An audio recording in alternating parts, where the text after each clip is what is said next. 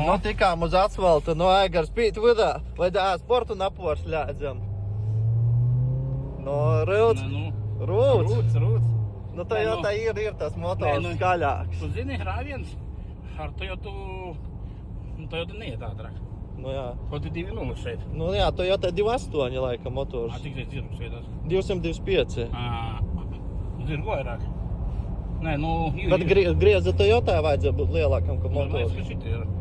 Cik grieza moments? Nu, es nezinu. Dzirgu zina 225. Nē, nu rāvi viņi labi. Jā, ātrums nejūtās. Tas, kā es uz 90 braucu pēc Audi, man ātrums liekas, ka viņi uz vietas. Mēs 100 braucam un liekas tik lēni. Jo, laikam, kad tu zemu sēdi, tad ātrums liekas lielāks.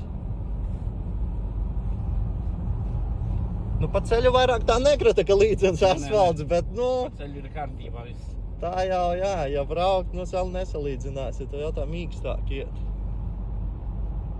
Nu, tā braucēs, ne? Jā. Nekas tāds nav. Tā no Aigarām kādi secinājumi par Volvo? Var Volvo pirkt cilvēki? Nu, var jau. Nu, pa pilsētu vicināties nav viņa, protams, kaut kādā mežā vai kaut kur nebrauks, nav viņš tāds džips. Kur brauksim mēs ar Toyotu? Tur ar Toyotu labāk. Brauksim mēs ar Toyotu, Jānis filmēs, kur brauksim. Jā, pafilmēsim, bet, nu, pa pilsētu var vicināties.